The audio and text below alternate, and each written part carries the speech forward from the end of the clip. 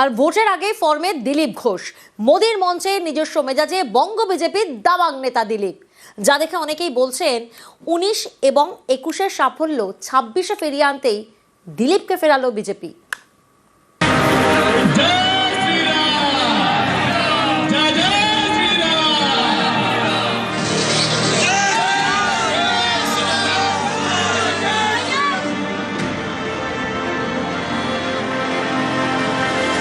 তিনি বাইক চালান,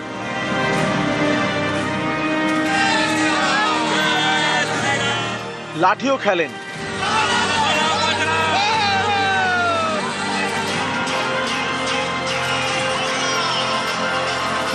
গদা ঘোরান,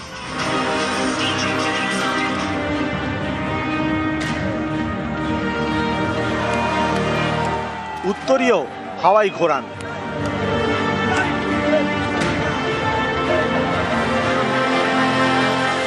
দিলীপ ঘোষ বঙ্গ বিজেপির দাবাং নেতা, 26-এর ভোটের আগে ফের ফর্মে।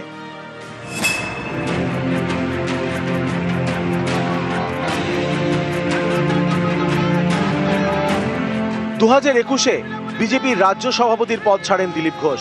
তারপর থেকে বিজেপির শীর্ষ নেতারা বাংলায় একাধিক সভা করেছেন, কিন্তু সেখানে খুব কমই দেখা গিয়েছে দিলীপ ঘোষকে। শনিবার অন্য ছবি, ব্রিগেডে নরেন্দ্র মোদীর সভা, মঞ্চে দিলীপ ঘোষ একেবারে অন্য মেজাজে।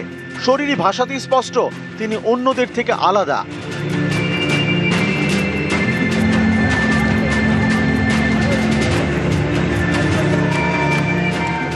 শনিবার ব্রিগেডকে তাতিয়ে দেন দিলীপ ঘোষ।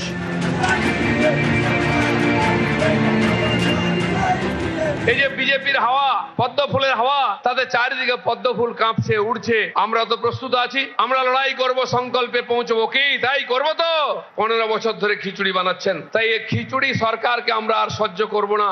আজকে পশ্চিমবাংলার 10.5 কোটি মানুষ খিচুড়ি খেয়ে খেয়ে অতিষ্ঠ। তারা পশ্চিমবাংলার পরিবর্তন চাইছেন।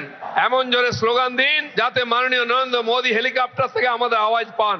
নরেন্দ্র মোদী জিন্দাবাদ, নরেন্দ্র মোদী স্বাগতম। দিলীপ ঘোষের হাত ধরে বাংলার মাটিতে বিজেপির বড় সাফল্য আসে 2019 সালের লোকসভা ভোটে। দিলীপের ক্যাপ্টেন্সিতে বিজেপি সেবার 2 থেকে বেড়ে হয় 18। 2021 সালে বিধানসভা ভোটে 3 থেকে 77।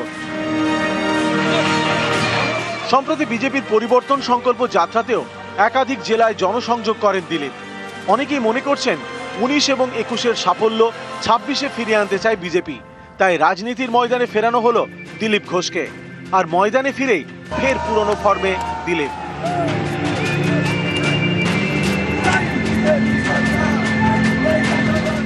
যখন আমাকে দরকার হয়, ডাকা হয়, তখন আমি যাই। পার্টি আমাকে ডেকেছে, আমি গেছি।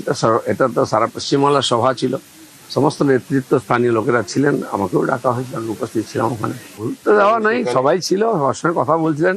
যেহেতু আমার সঙ্গে অনেকদিন পরে দেখা হলো, তাহলে কি খরচ না, আমাকে একটু বিশেষভাবে কথা বললেন উনি। নিউজ 18 বাংলা।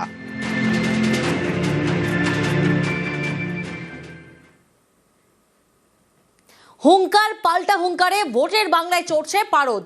গিরিশ পার্কে ধুন্ধুমারে তুঙ্গে তরজা, হুঁশিয়ারি দিলীপের, পদ্ম নেতাকে কটাক্ষ ফিরাদের।